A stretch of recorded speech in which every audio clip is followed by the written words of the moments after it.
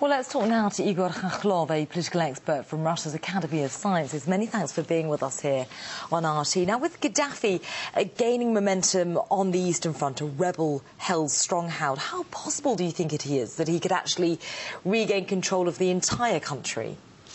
It's quite important to understand that Gaddafi is a 41-year veteran at the helm, so he has gained a lot of experience in dealing with those tribal relations with a lot of tribes in Libya.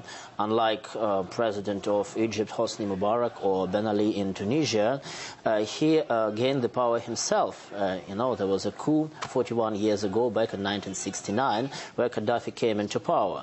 So Gaddafi has lots of experience and expertise in waging civil war against his own people. So he shouldn't be underestimated. When the whole story started about a month ago, he said clearly that we are going to fight to the last bullet and to the last man, and it's not Tunisia and it's not in Egypt. So Muammarом Kадdafi should not be underestimated. 10 days ago, when I was in this studio where we discussed the situation within Libya, I said the time plays into Gaddafi's hands. All revolutions, they have certain time spans, so people want to change, people get into the streets, they're ready to fight for some time. But then, if nothing changes, if there's no major change, people get quite disillusioned with the whole story. Now Muammar has proven to be a perfect tactician. He has regained control over a few key cities, and now he is fighting to get control over the few facilities in Libya, for instance the power station that provides electricity for the eastern part of the country. So quite likely the rebels will be cut off a power supply very soon. And also Gaddafi forces are now in the control of the airspace over Libya. Of course it gives a great advantage, especially fighting in desert terrain. And what about the position of the international community on all this, with so many foreign leaders having called for Gaddafi to step down, saying that he's lost his legitimacy, imposing sanctions on his regime, referring to him as a political corpse? How can they possibly rebuild their relations with Gaddafi after all this? So, first of all, the basic need for Gaddafi now is to stay in power. Saddam Hussein was considered to be a winner in 1991 Gulf War just because he managed to stay in power. That's a very specific mentality, you see.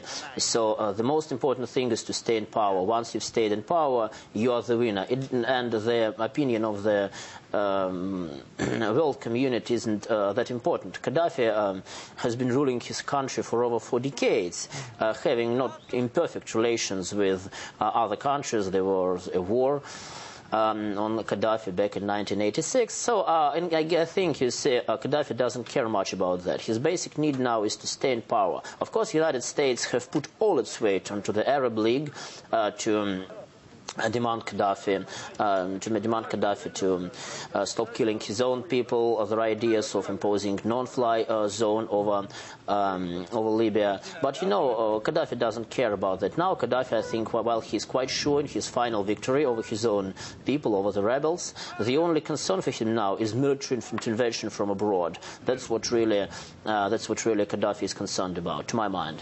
So do you think that the imposition of this potential no-fly zone, could that mean the start of military intervention in the country? Absolutely. You see, some people think, some experts say that, let's impose no-fly zone without waging major war on Libyan soil. It will not work out.